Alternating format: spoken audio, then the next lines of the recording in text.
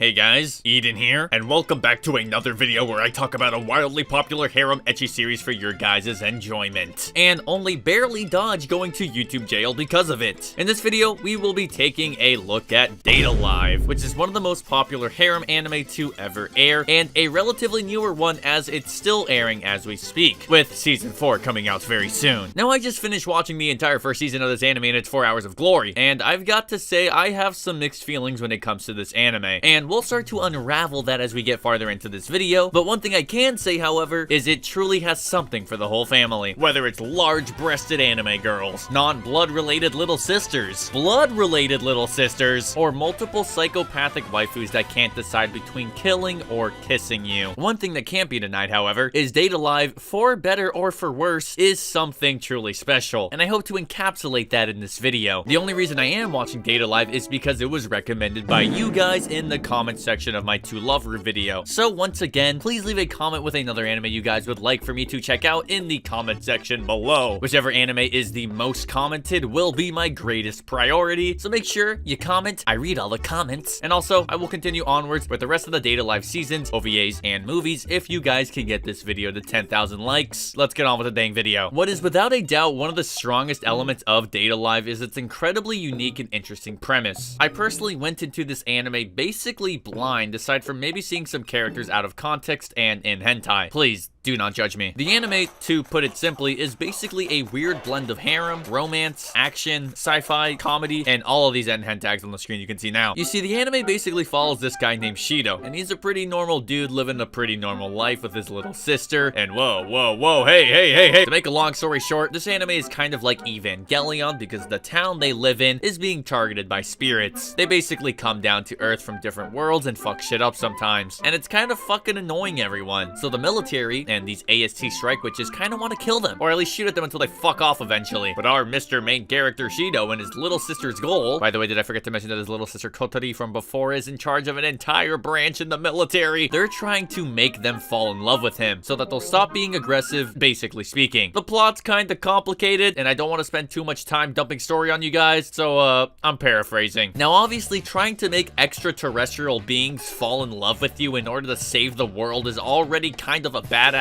premise, but it's specifically how they go about it that makes it so captivating. You see, they treat it like an eroge, baby. That's right. In the world of Date A Live, the gamer gets the girl. We are no longer an oppressed race. Holy shit. I'd like to go more into detail with the anime, what I like about it, and, well, what I don't like about it, because there's a lot of both. But in order to do that, I'm gonna have to show you boys some waifus, so pay attention and try not to open another tab to find lewd art of them. Face off!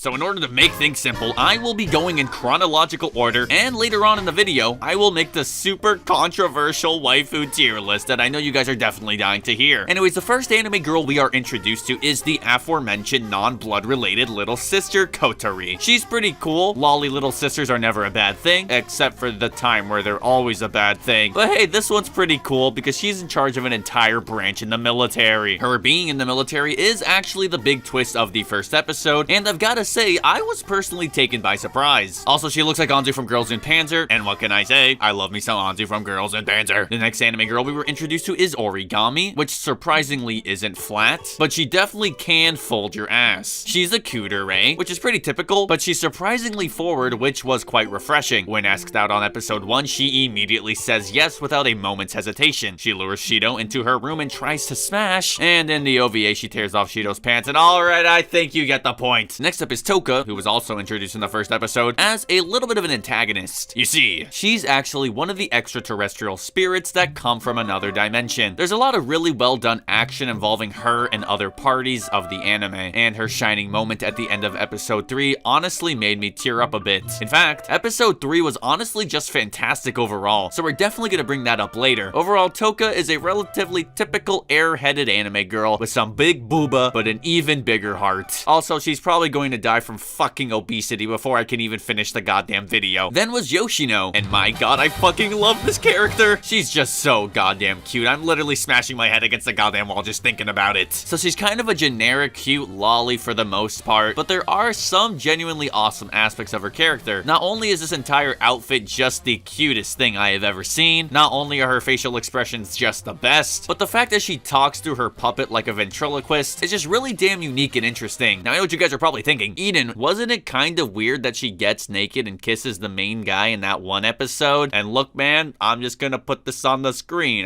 You know, I just work here. I don't really know what's going on. And the last new waifu we were introduced to in the first season was Kurumi, who I think is the most popular girl in Date A Live. I don't really know. She just tends to be the one I see the most out of context, whether it's good art on Twitter, 4-on-4 Anime's entire existence, or in random various memes. She's just always in the back of my head. And what's there to say? She is literally the definition of don't stick your dick in crazy. And my god, do a lot of people on the internet really want to stick their dick in crazy. So many people are just ridiculously thirsty for this anime girl. And it's like, dude, she's literally a psychopathic serial killer. What is wrong with you people? I'm sure they do something to vindicate her and make her more likable as the anime goes on in later seasons, but dude, she's kind of a fucking murderer. And basically, where I am going with this is, I would smash. What can I say, boys? Serial killer pussy really breaks a man. And I am truly broken. That's about it for the main characters, but I would be doing a huge disservice if I didn't at least mention the hot girl with bags under her eyes. What can I say? Bags are hot. Shopping bags, duffel bags, tote bags, I love them all. What can I say? We don't discriminate around here. Anyways, all these characters, plot beats, and crap that I'm throwing at you probably sounds like a lot. So why don't I hone in on one specific episode that I feel like not only describes the premise of the series very well, but also the appeal. So if you haven't seen this series, maybe this part will entice you. So in episode 8 of the anime, the main objective is going on a date with Kurumi, mainly to investigate her, and if things go well, make her fall in love with Mr. Protagonist Shido. And like, maybe that'll make her stop fucking killing all of these people? Did I forget to mention that she's literally a serial killer? I feel like I have to keep bringing that up for some reason. Anyways, the plan sounds good, right? But through a mix-up of neediness on Toka's part and stupidity on Shido's part, he's basically scheduled 3 dates with the 3 main love interests all at the exact same time, trying to balance them all and making sure they don't find out about each other or whatnot. I know,